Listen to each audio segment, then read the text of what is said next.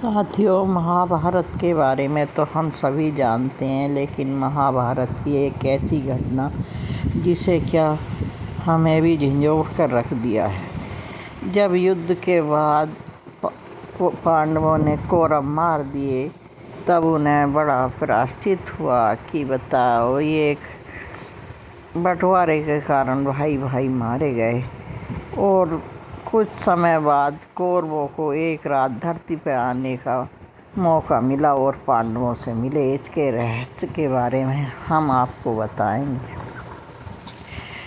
पांडवों और कौरवों का युद्ध चल रहा था उस समय कृष्ण जी ने जानते थे कि कर्ण जो है युद्ध नहीं जीतने देगा, इसीलिए उन्हें छलपूर्वक कर्ण को मरवाना आवश्यक था। और उन्होंने कर्ण के साथ ऐसा ही किया। कवच कुंडल भी ले लिए और उनका जो शस्त्र विद्या थी वो भी ले ली, और उससे पहले बता दिया कि कर्ण तुम्हारा कुंती का पुत्र है। ये कृष्ण जी ने ही बताया उन्हें, क्योंकि कर्ण बहुत बड़ा बलवान था। जहाँ भी वो होता युद्ध नहीं हार सकते थे। धीरे धीरे पांडव युद्ध जीत गए और फिर उसके बाद वो अपना राज्य करने लगे। राज्य करते करते उन्हें 15 साल हो गए, और इन 15 सालों में उन्हें काफ़ी अंदर से उनकी आत्मा ने बड़ा दुख भोगा, क्योंकि जिसके अपने बिछड़ गए हों उसे क्या राज्य की लालसा।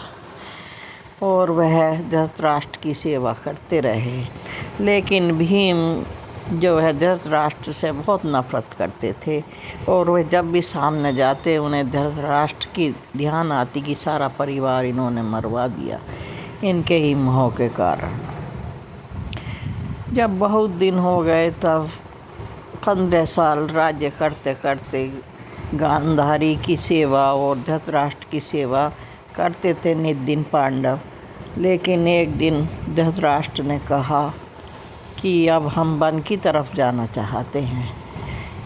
इसे सुनकर युधिष्ठिर ने बहुत मना किया, क्योंकि हम आपकी सेवा करेंगे। लेकिन उनके समझाने पर भी वो नहीं माने और वेद व्यास को बुलाया। उन्होंने कहा कि इन्हें वन की तरफ प्रस्थान करना चाहिए।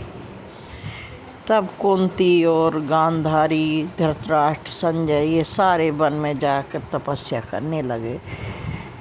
तपस्या करते करते 1 साल हुआ था।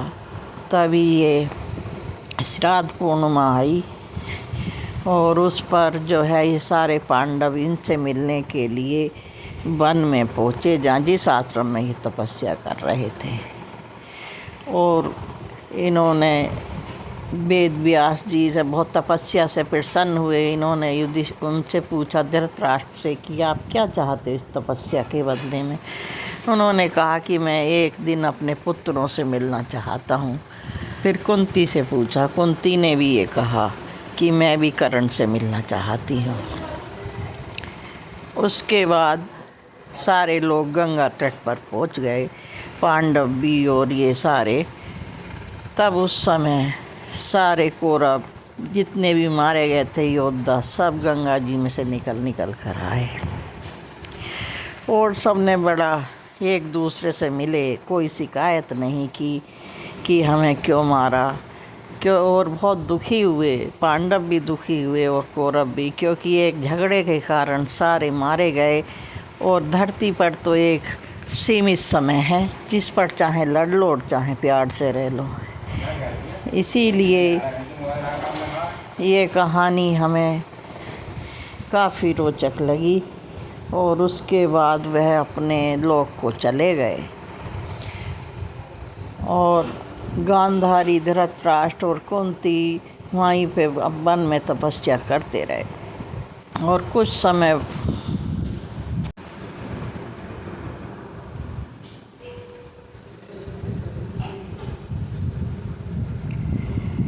समय बाद वह हरिद्वार तपस्या करने चले गए। और एक दिन नारद जी वहाँ आए उनके राज्य में युधिष्ठिर के पास, और उन्होंने कुशल पूछी कि कैसे हैं हमारे माता पिता। उन्होंने कहा वह तो परलोक सिधार गए और बहुत दुखी हुए और उसके बाद उनका अंतिम संस्कार का सारा कार्य युधिष्ठिर जी ने किया।